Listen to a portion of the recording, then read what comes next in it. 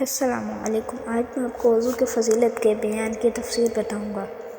اس باب کی حدیث مبارکہ سے جناب نبی کریم صلی اللہ علیہ وآلہ وسلم نے وضو کی فضیلت کے بیان کرتے ہوئے ارشاد فرمایا کہ طہارت نصف ایمان کے برابر ہے۔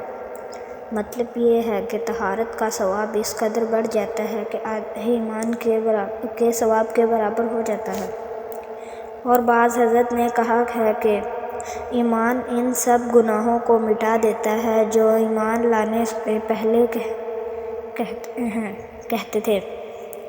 اسی طرح وضو کا بھی یہی حال ہے، کیونکہ وضو کے بغیر ایمان کے صحیح نہیں ہوتا، اور جب وضو پر موقف ہوا تو آدھے ایمان کے برابر ہوا۔ طہارت پاکیزگی کی اہمیت بیان فرمانے کے بعد رسول صلی اللہ علیہ وآلہ وسلم نے اللہ تعالیٰ کی تسبیح و تحمید کا اجر و ثواب اور اس کی فضیلت بیان فرمائی ہے۔ آخر میں رسول اللہ صلی اللہ علیہ وآلہ وسلم نے فرمایا کہ اس دنیا کا ہر انسان خواہ وہ کسی حال اور کسی شغل ایکٹیویٹی میں زندگی گزار رہا ہے، وہ روزانہ اپنے نصف اور اپنی جان کا سودا ضرور کرتا ہے، پھر یا تو اس کو نجات دلانے والا ہے یا ہلاک کرنے والا ہے۔ مطلب یہ ہے کہ انسان کی زندگی ایک مسلسل تجارت اور سوداگری ہے۔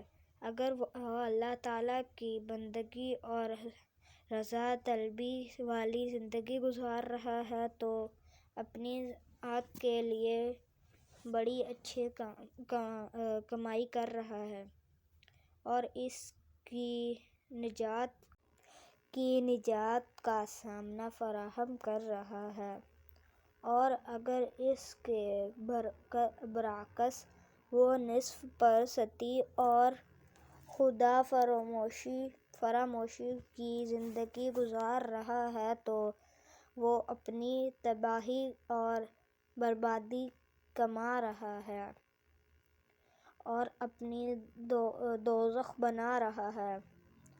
تو آج کے لیے بس اتنا ہی، اور یہ تھی وضو کی فضیلت کے بیان کی تفسیر۔ السلام علیکم ورحمۃ اللہ۔